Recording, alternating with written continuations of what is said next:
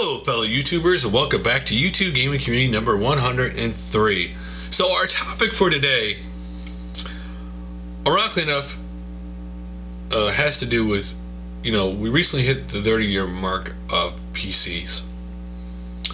And today my son had his orientation at school. And he's still going to preschool for one more year, except he's going to 5 days a week. My wife's excited about that, obviously. And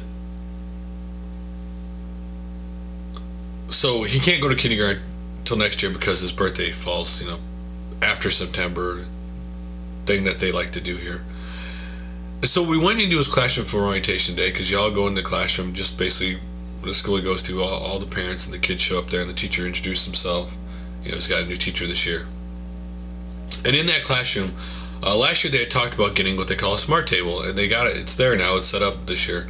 And it's basically a 3-foot table with basically the top of it's basically like, it's like they put a big iPad on top of it. Really, it's the whole thing is touchscreen on the top, and you could play, like you could draw things with your fingers, change the colors. Or you could do little activity games all by finger. You could take a picture and expand it, or that picture may be a video, so you can expand it and you click it, like a candle's being blown out, and it plays it, and then you can shrink it when it's done.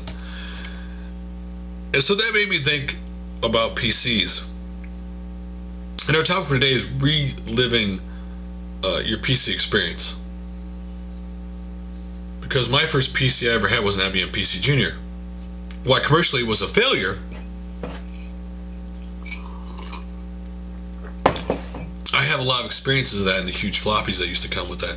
Because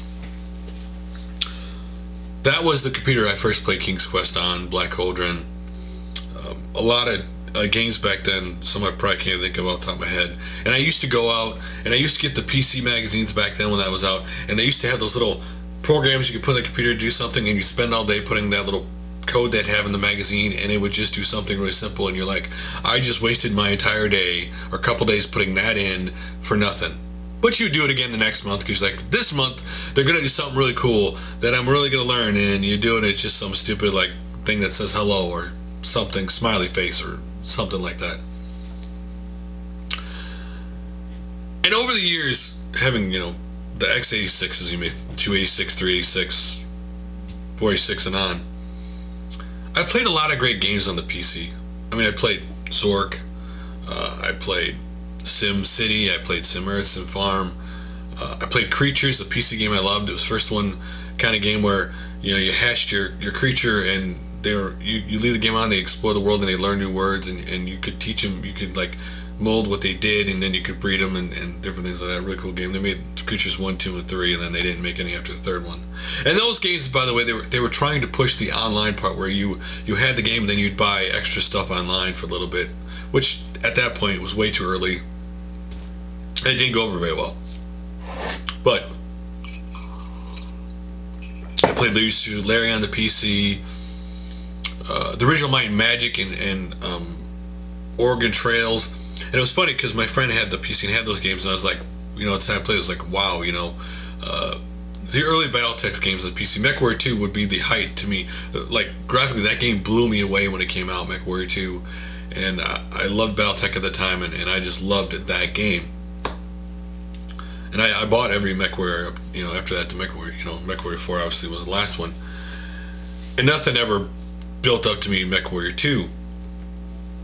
Diablo 2, just so many great PC games I played over the years. I couldn't list them all. I'd literally have to look at a magazine and just list off all the great PC games over the years that I played. And PC to me, always did early, especially early on when I was playing it in the early 80s. It always did what home consoles couldn't do, right? Home consoles were kind of limited to what they could do. PC games, like, they were graphically better, but they also could do so much more. That's the advantage PCs always had, right, over the home consoles. They could do so much more if they want to. They could just do all those little things, like baseball games, or like Palpus's NASCAR game. I remember when I bought it, early 2000s, their NASCAR game came out, and you could play 43 people online at the same time, and it was just amazing because the game looked awesome, and you could literally race against as many people on a NASCAR track, and you could do it on basically dial-up. Or you have a baseball game that could keep all the stats that for some reason consoles still don't do to this day. Like, when you play a baseball game, I don't understand why you can't have every record, every team record, every baseball record, and they keep track of it when you're playing, and if you break the record, then they tell you, or you get, you go up the ranking. And today, I think PC's kind of had a slow resurgence back. I mean, with Steam and everything, and I'd like to see it get back. It's not ever going to get back to the way it was. Nothing ever gets back to the way it was. I mean, people like to say that, but nothing truly gets back to the way it used to be. That's kind of like one of those things where you have fond memories of it, but it's never going to get back to the way it was. But it's always good to see PC gaming around, in my opinion, because it always helps. PC gaming always did was they took all the technology and they developed it and got it right, and then the home consoles would take it. And now we're in a situation where the home consoles are pushing ahead, and so we're running into all these flaws and failed systems because these things aren't tested anymore. So that's one of the things that also PC gaming has been difficult because I was never a fan. When I dropped out of PC gaming was when people were having to buy video cards and stuff to keep up with what was going on. I was like, I ain't paying that much. I don't want all the effort. That's where the console had an advantage for me when I left PC gaming. And now PC gaming has all the social gaming and stuff. So just below, leave a comment, be responsive of your PC experience. Maybe it's the PC itself, maybe it's the game, and I'll read some of them next video. So, YouTube gaming community number 102, I talked about multiple logins, and more importantly, I know I said Orion when it's actually Origins, what EA's service where they're going to make you, download it for Battlefield 3. And Isa's comment was, that's what Valve did with Half-Life 2. You had to have a Steam installed and be online to play it. I don't think the ability to play offline existed at first either, so you couldn't just even play Half-Life 2 single player without the internet, LOL. Back then it was a problem for some, but I guess not so much today. Still, EA, for some reason I pronounced it wrong, isn't doing anything different here. Annoying though, I don't have or want an Origin account. I guess I'll have one when I get Battlefield 3. Still getting my games off Steam though if I can. And this is true, a lot of people forget that Steam forced you to download it when you had Half-Life 2. I mean, I got Half-Life 2 for Christmas, I don't know, 3 years ago, something like that.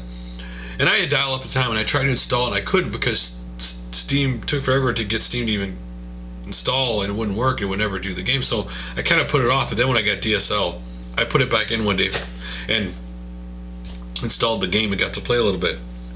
And that part, is no different. The problem I have is EA is forcing you to do this now, and there's already a great service out there. There's no need for them to have this service.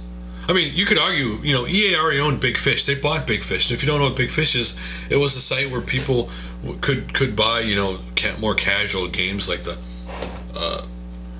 just click and find, games. But they had the ability to. They had a little service thing you could download, and you could have done the games over that if they wanted to. But I'm not gonna buy Battlefield 3, and I refuse to support them because to me this is all about greed. Because they don't want Valve. They don't want Valve having a sale for their games really cheap and stuff. They want all the money for themselves. I mean, that's why Activision Blizzard hasn't put StarCraft 2 on it, because they wanted people to pay full price for it. Anyway. Lev Pepe 38 said, having to log in multiple times to play your game is going to be a big hassle. If you are trying to get money from reselling games, then work something out with the stores that resell them. Unending gamers who are your main customers is a huge mistake. Other companies should learn from EA's mistake and not repeat them. And the problem is, if EA puts Battlefield 3 out and it does really well on the PC, right? I mean, it does really well and everybody's got it installed, it's only going to encourage more people to do the same thing, right? Activision's and the other people to do this. This is why it's become a problem. And who ultimately gets hurt, by the way, by this is not EA. It's not Activision. Who ultimately gets hurt because Valve doesn't have the big games is the little indie developers, right? Because Valve has a lot of small PC developers on there who release games, and if you have to go to all these places where the big guys are and there's no one spot to go, then the little guys are actually the ones who ultimately get hurt, not the big ones. They never get hurt. They'll always find a way to make money. People are going to buy Battlefield 3 because they love the game and they're going to go to it. They don't care what service it's on. Next is Gamers Living Room said, these companies trying to get that much control over their sales are going to alienate their customers. There have been a few games over the years I have flat out refused to buy because you had to be logged into the company system to play the game. That's not such an issue when it's online, but when it's a single player game and your internet connection goes down, then it's a totally different story. There's no way I want my SP Gaming to dictate my internet connection. And you know what's funny is I never understood why this trend where these games think, hey, in order to play the single player you have to be connected online, because I shouldn't have to be online to play single player. It's also making the assumption that everybody basically has DSL connections, and that's just not true. 50% of people, basically 50% of the people in this country don't have it. So to just think everybody has one is kind of arrogant. No, that I just don't understand. Well, you want to fight piracy? Make your game so good that more people want to buy it than pirate it. That's the only way to counter piracy. I'm sorry, there's no other way to do it. The minute a game comes out, they immediately find a way to hack it and get into it. The best way is to make your product so good that people want to buy it, want to support you. Next up, Knight Rider Gamer said, I just tried Steam on my friend's brand new gaming computer. The experience was amazing. I never played games so smoothly and I love Steam. What I love so much about Steam is how I can hop from game to game, which just brought a really cool feeling of convenience. If EA is going to do this with Origins, then other companies will do it, which will mean you will need to hop from service to service, which is not smooth. I hope EA rethinks this, and I don't think they're going to. I think EA is going to do, they bought this, they spent a lot of money on it, and now they're going to try to promote it, and they're going to think they're going to grow it. And again, it's funny because these companies have had their own websites and their sales aren't nearly as high as like people who sell video games like GameStop stuff, and I don't think they understand that they bought this service, and you wonder ultimately what EA's goal with the service. Is it just for their games? If that's the case, that's kind of stupid because you're making me go to your site by itself, and I don't want to. And then last but not least, Electric Adventure said, double login would be an absolute pain. What they are after, as you said, it is direct access to the customers so they can run their own statistics and try more direct sales. Yeah, and they want stats. I mean, that's what they ultimately have. They want stats and everything. They want to control everything with the game and their stats. Not only do they get those stats, do they control, you know, they can see what you do, but they can take those stats and they could sell that to other publishers or people if they want to show them what's trending, what things are going. So that's why they want to have everything. They want to have everything. It's kind of like Google buying Motorola Mobile today, right? For $12.5 billion. They're not just getting for the Android phones. They're also getting the patents involved, which they can make money off of. And now that they get data, and data they can use in Google and other stuff, and more stats for them for data mining ultimately. So, now that I've gone on talking enough today, let's go to videos to check out. And the first one is by DinkyDana, Visca's Music Kicks Ass, and My New Channel. So he shouts at a channel that he really loves to support, which I always love seeing in the community. And he shouts out his new, his Dinky Plays channel, basically, you know, him going to be playing games on it. So if you're interested, check out the video and go check out both the channel he shout out and his new channel. Next up, Lots of Games, my PS3 game collection. This is a 47 long minute video, and it's not like, the reason why the video is so long is because he goes through and describes what he likes about each of the games and what the games do. So that is why it's so long. It's always cool when someone tells you what they like about a game in itself. And next up, HappyConsoleGamer's Phantasy Star Collection update. He got some really cool Mega Drive, and I always love like Japanese artwork of video games. They look, you know, so much different than the original releases I remember, and he got a lot of really cool stuff. Next up, TvandLust taking a look at the Nintendo Game Boy Micro. If you never saw the Micro or knew it existed, or want to relive, you know, a little history of it and what it looks like, check out that video. Next up is Finngamer Recent Collecting Part 16. If you want to see some recently new games he picked up and retro games he picked up, check that out.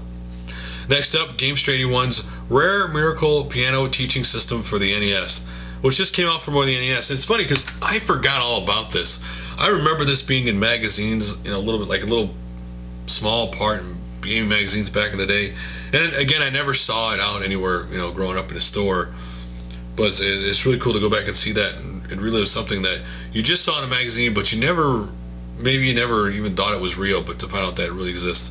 So check that out. And then JumbleJunkie's Meteor by Stern pinball review, a really cool pinball. And also, I saw today that JumbleJunkie finally hit the 5,000 subscriber mark, so congratulations to him for hitting that plateau. To me, you know, plateaus when it comes to subscribers. And that's not why I make videos, but there are plateaus that you pay attention to, whether you want to or not. I mean, the first subscriber is always like the coolest. Then you hit to that 100, you're like, you know, well, I made 100, I'm really cool, I made 100, I'm really proud of it. The next plateau is 1,000. And to me, the next plateau after 1,000 is always 5,000. It's like that cool plateau to me after 1,000. So congratulations to him. Yuriofwind's Gaming Mysteries Streets of Rage 4 Dreamcast / Saturn Unreleased. He talks about the possible games that were released that were supposed to be it in the history of, you know, basically Streets of Rage 4, the story, you know, up to this point of the always rumored to be released game. And next up, SteveBenway's Friday Walkie, which of course replaced his Friday Talkie this week, showing games and some of his games he's got and stuff. And there was a tag inside the video basically said, what is a good start point for a collection? And there have been a lot of great videos on this tag, so go check out the video and go watch some really great video responses to that. Next up is Nightwing01. Kwife plays Kirby's Adventure. You know, he's a really big channel, obviously, but it's funny because on the channel it has, you know, him playing a game or his wife, or sometimes they both play a game together. So if you want to relive Kirby's Adventure, go check that out. And then the GameStation's Iron Gamer Mario Kart 64. If you've never seen their Iron Gamer show, what it is basically is kind of, you know, a twist on the take of Iron Chef on the Food Network, where they take 3 people from GameStation who they call, you know, they're Iron Gamers, and then they take somebody who's a challenger, and they all sit down, and this time they're all playing Mario Kart, and you see all 4 of their screens at once, and up the side you see them playing and their reactions, what they say while they're playing a game. So if you're interested, check that out. And then next up, TotalHalibut The Mailbox 150811, where basically he answers questions that people ask him. Covers a lot of different subjects to do with gaming and the community in general, so you should check that out. And next up is dCoopSon NBA 2K12 Wishlist with J Realgoon 21. It's actually J Realgoon 21. What's really cool about this video is you know, 2 guys sitting down talking about, you know, how they started on YouTube together and how long they've known each other, and then obviously you get to see gameplay of NBA 2K12, which looks really cool. And last but not least, and the last video I kind of found today, and that's PeteDorr's Eco or Ico, depending on how you say it. People say it differently. I'm sure people, you know about games, people always get upset when you don't pronounce it right. But Eco or Ico, Castle in the Mist book unboxing. If you never knew this book existed or want to see the cover and some it looks like, a little bit of the story of it on the cover, check it out. So guys, that's all for now. I will see you guys on Wednesday.